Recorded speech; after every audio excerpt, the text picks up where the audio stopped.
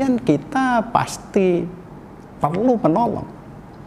Untuk urusan makan saja kita pasti akan ditolong. Para petani yang menanam padi, para pedagang yang menjajakan beras, sehingga akhirnya kita bisa menanak nasi dan memakan. Hidup di dunia ini pun pasti perlu pertolongan. Dan karena hidup di dunia ini sifatnya sementara, maka kita pun juga harus menyiapkan sebuah pertolongan agar pada saatnya nanti kita tinggalkan kehidupan di akhirat, kita pun ada penolong. Sahabat inspirasi, rahimakumullah, siapakah penolongnya sewaktu kita hidup di dunia ini berakhir dan pada saatnya nanti kita hidup di akhirat? Iqra'ul Qur'ana, bacalah Al-Quran itu. Fa innahu ya'ti, karena sesungguhnya Al-Quran itu yaumal qiyamah, di hari akhir nanti, syafi'an, akan menjadi penolong bagi li ashabihi, bagi siapa saja yang membacanya.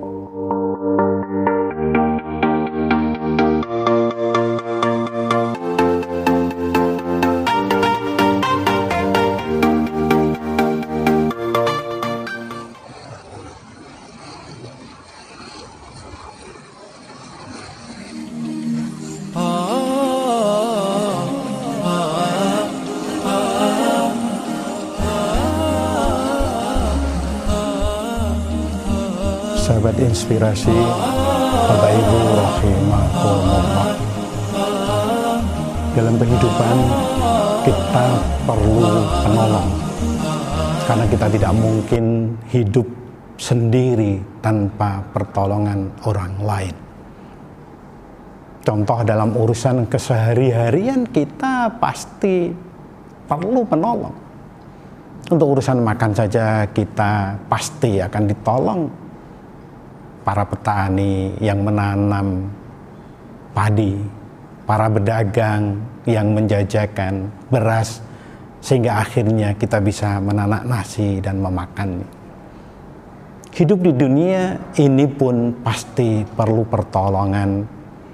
Dan karena hidup di dunia ini sifatnya sementara, maka kita pun juga harus menyiapkan sebuah pertolongan agar pada saatnya nanti kita tinggalkan kehidupan di akhirat, kita pun ada penolongnya.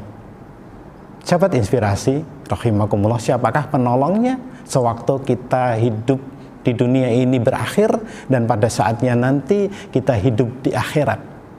Maka salah satu penolong yang bisa menolong diri kita adalah bacaan Al-Quran kita sehari-hari. Maka ada sebuah hadis, Iqra'ul Qur'ana fa innahu ya'ti yaumal qiyamah syafi'an li ashabihi. Iqra'ul Qur'ana, bacalah Al-Quran itu. Fa innahu ya'ti, karena sesungguhnya Al-Quran itu yaumal qiyamah, di hari akhir nanti, syafi'an, akan menjadi penolong bagi li ashabihi, bagi siapa saja yang membacanya. Maka hadis ini memberikan sebuah dorongan pada diri kita, ma'asyiral muslimin rahimakumullah, sewaktu kita hidup di dunia ini, karena memang kita sudah tahu bahwa kita ini butuh pertolongan dalam hal apapun. Bahkan nanti sewaktu di akhirat pun kita masih membutuhkan sebuah pertolongan, dan salah satu pertolongannya adalah Al-Quranul Karim. Bagaimana Al-Quran itu akan bisa menolong bagi diri kita? Dengan kita membacanya. Iqra'ul Qur'an, namanya saja Al-Quran, dari kata-kata Iqra', maka kita harus membacanya, tidak bisa tidak. Harus menjadi buku wajib bacaan kita sehari-hari. Karena ini ternyata manfaatnya luar biasa, akan menjadi penolong bagi diri kita. Bahkan nanti sewaktu di hari akhir, tentu banyak hal yang akan kita alami di hari akhir nanti. Tentu amalan-amalan kita akan menolongnya, dalam salah satu amalannya adalah Al-Quranul Karim. Maka jangan jemu, jangan bosan, jadwalkan, rutinkan, dawamkan, agar kita berkesempatan terus untuk membaca Al-Quran ini, karena subhanallah, masyarul muslimin rahimakumullah, sahabat inspirasi, salah satu penolong yang pasti nanti di yaumil akhir nanti kita butuh pertolongan itu adalah Al-Quranul Karim. Ini menjadi tugas kita, karena ternyata luar biasa. Dalam sebuah riwayat sahabat inspirasi, Al-Quran nanti akan menjelma menjadi sebuah makhluk yang mengenal manusia-manusia yang membacanya. Jadi Al-Quran ini didesain oleh Allah Subhanahu wa Ta'ala. Al-Quran ini akan menjadi sebuah makhluk yang mengenal siapa saja sewaktu di dunia membacanya. Dan karena makhluk Al-Quran itu mengenal siapa saja yang dulu waktu hidup di dunia membacanya, maka akan menolongnya. Dan tentu sebaliknya, Al-Quran itu tidak akan mengenal orang-orang yang di dunia tidak pernah membacanya. Karena pertolongannya dalam riwayah itu menjelma menjadi sebuah makhluk yang akan membawa masuk ke dalam surganya Allah Subhanahu wa Ta'ala.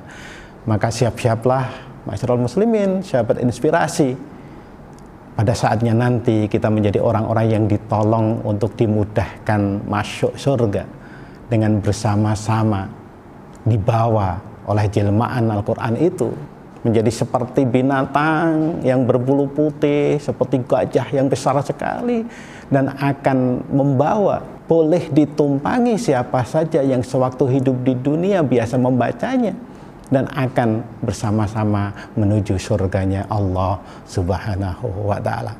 Semoga kita termasuk orang-orang yang pada saatnya nanti mendapatkan pertolongan dan dimudahkan menuju surganya Allah, menumpang hewan jelmaan Al-Quranul Karim ini menuju surganya Allah Subhanahu wa Ta'ala. Semoga sedikit ini bisa menginspirasi agar kita hidup di dunia ini tidak luput dari kebiasaan kita membaca Al-Quranul Karim. Terima kasih. Akhirul kalam. Wassalamualaikum warahmatullahi wabarakatuh. Terima kasih telah mengunjungi dan menyimak video sampai selesai. Semoga menjadi inspirasi